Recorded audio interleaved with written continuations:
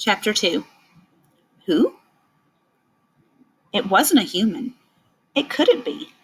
It was 4 times as tall as the tallest man. It was so tall, its head was higher than the upstairs window of the houses.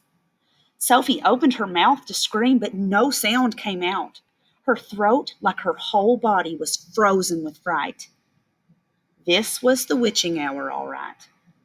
The tall black figure was coming her way.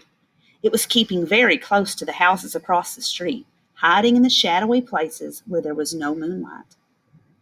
On and on it came, nearer and nearer. But it was moving in spurts.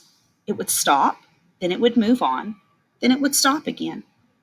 But what on earth was it doing? Aha! Sophie could see now what it was up to. It was stopping in front of each house. It would stop and peer into the upstairs window of each house in the street. It actually had to bend down to peer into the upstairs windows. That's how tall it was. It would stop and peer in. Then it would slide on to the next house and stop again and peer in, and so on all along the street. It was much closer now, and Sophie could see it more clearly. Looking at it carefully, she decided it had to be some kind of person. Obviously, it was not a human, but it was definitely a person. A giant person, perhaps.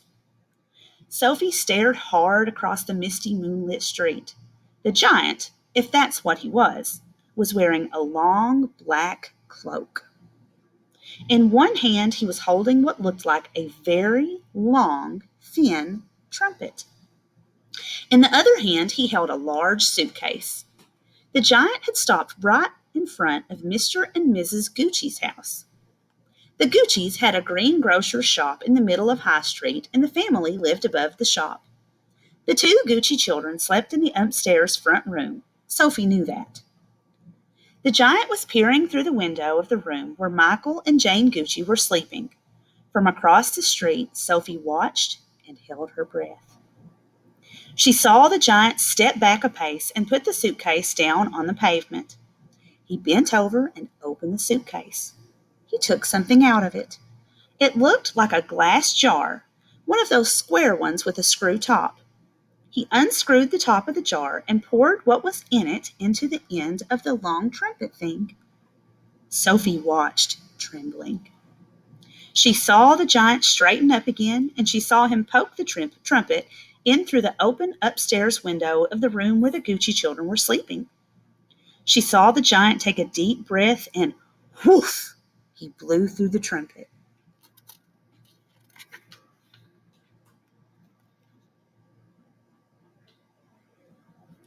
No noise came out, but it was obvious to Sophie that whatever had been in the jar had now been blown through the trumpet into the Gucci children's bedroom.